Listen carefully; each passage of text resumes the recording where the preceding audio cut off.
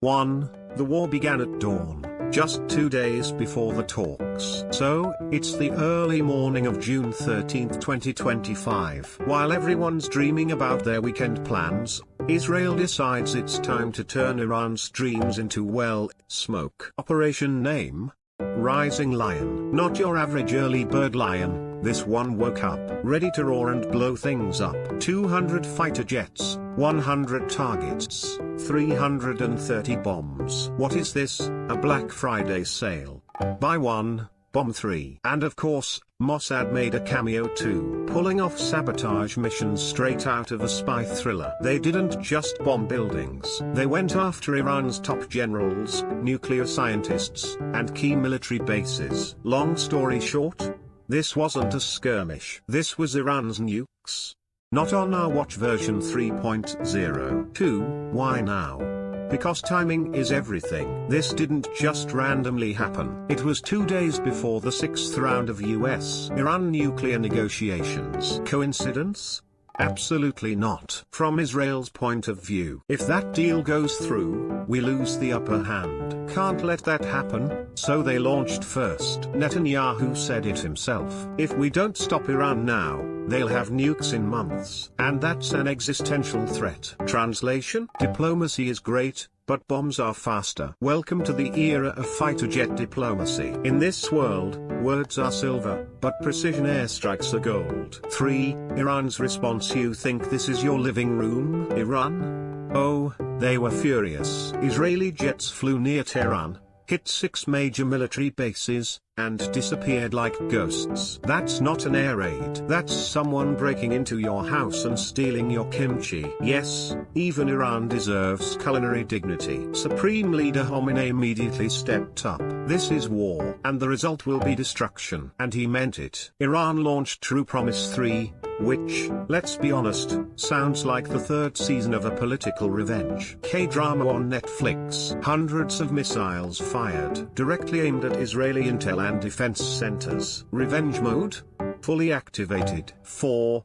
So what makes Iran really scary? At first glance, Iran looks like just another troublemaker, right? Always under sanctions, firing missiles, funding militant groups. But that's not why people are scared. The real fear is this: Iran doesn't break. It adapts. For nearly 40 years, the whole world's been trying to choke it out. No US dollars, oil blocked, even medicine banned. And yet it didn't collapse. Instead, it built its own stuff. Drones, missiles, nuclear tech, IT, even nanotech. By 2023, Iran ranked 15th in the world for academic publications. And military-wise, they couldn't import weapons, so they said, fine, we'll make our own. And now even Russia uses Iranian drones in war. But the real threat? It's not missiles. It's people. Iran's population 85 million. Over half are under 30. And their education level is off the charts. 60% go to college.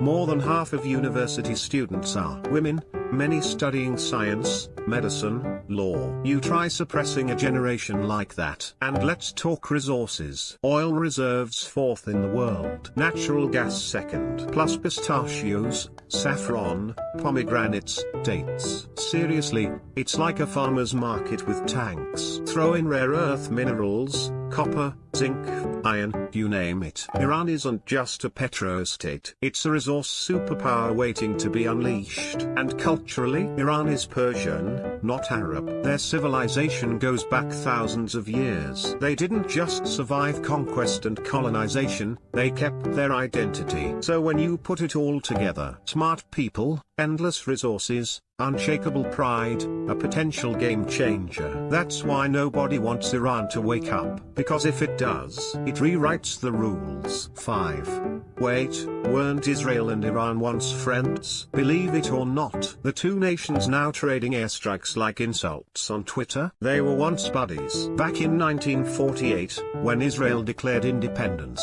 most Arab countries were livid. But Iran, under the Pahlavi dynasty, it was one of the first Muslim countries to recognize Israel. Back then, Iran was pro-Western and secular. Women wore miniskirts, not hijabs. People partied, studied abroad, and drank wine in Tehran cafes. And Israel totally isolated. So the two struck up a practical friendship. They even built a pipeline together, sending Iranian oil through Israel to Europe. Today, that'd be enough to get you executed for treason. But then came 1979, the Islamic Revolution. The Shah was overthrown, and Ayatollah Khomeini took over. His first targets: secularism, America, and yes, Israel. He severed all ties, closed the embassy, and declared Israel must be wiped off the map. Since then, Iran has armed groups like Hamas and Hezbollah. Israel retaliated with covert operations, assassinations, and airstrikes. What started as a breakup has turned into an endless shadow war. And now, the ex-friend might soon have nukes. That's not just awkward, that's existential dread for Israel. 6. Why do the US and Saudi Arabia fear Iran? On the surface, it's easy to say they hate Iran because of nukes and terrorism. But that's not the real reason. Iran is a threat because it refuses to play by the rules. America built a Middle East order with money, weapons, military bases, and alliances. Iran threw that playbook out the window, kicked out the US military, built its own missiles, formed a Shiite alliance across Lebanon, Syria, Iraq, and Yemen. To the US, Iran is a system-breaking wildcard, a spoiler, a joker in the deck. Worse, they've got oil, gas, tech talent, a young population. They don't just survive pressure, they innovate through it. If Iran fully wakes up, the Middle East won't be America's playground anymore, and that, for Washington, is nightmare fuel. 7. So why is Saudi Arabia scared too? Now you'd think Saudi Arabia, with its oil money, holy cities, and US backing, would feel pretty secure. No, because Iran isn't just another country. It's an idea, a threat to the system. In Saudi, if you protest, you vanish. Women only just got to drive. Meanwhile in Iran, women burn hijabs on the street. Students protest elections. Workers go on strike. To Riyadh, that's terrifying. Because if Iranians rise up in the name of freedom, Saudis might start asking questions too. Saudi has the money, sure. But Iran has history, culture, revolution, and street energy. And if that starts to spread, Houston, we have an Arab Spring 2.0. So yes, Saudi's scared, not of Iran's weapons, but of its fire, and what that fire might ignite. 8. Iran pressured, punished but never broken. For 4 decades, Iran's been under the world's strictest sanctions. Can't use the dollar. Kicked out of global banking. Even medicine and baby formula got banned. And yet, it did not collapse. Instead, Iran learned to live without the system. It started trading in gold, built its own military hardware, cut backroom deals with Russia and China. It created its own version of how to play the game. And inside the country, the people didn't give up. We are not Arabs. We are Persians. We don't need America to survive. That kind of pride is hard to crush, especially when the youth, educated, ambitious, and increasingly connected, are quietly preparing for something bigger. Iran is still sealed. But if those seals break, you're looking at a nation with the potential to reshape, not just the region, but the world economy, energy, and politics. 9. Israel's nightmare just came true.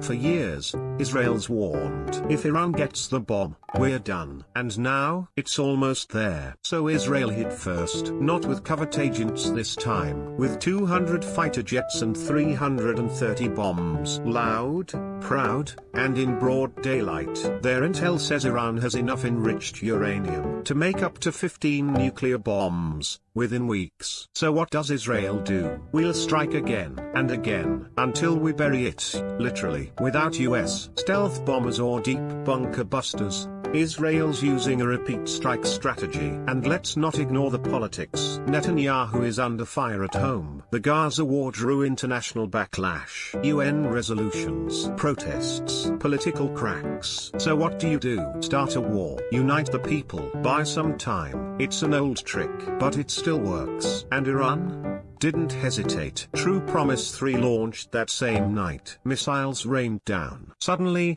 everyone realized Iran isn't bluffing anymore. 10. The Middle East order is cracking. This isn't just a border dispute. This is a tectonic shift in the region. For decades, Israel was the Middle East's untouchable, backed by the US, tolerated by Arabs, dominant militarily. Now, image in tatters. Internal division. Facing a nuclear-capable Iran. And Iran, forget proxies, we're doing this ourselves. That's new. That's big. Add in Russia and China drawing closer, Saudi Arabia playing both sides. And suddenly, the old rules don't apply. Even Saudi and Iran reopened diplomatic ties last year, with China mediating. Iran sees an opportunity. This is our moment. If they succeed, Iran won't just be a country. It'll be the new center of gravity in the Middle East. US-centric order? Over. Saudi dominance? Questioned. Because this war isn't just about nukes or land. It's about who writes the future. And Iran might just have a pen in one hand and a drone in the other.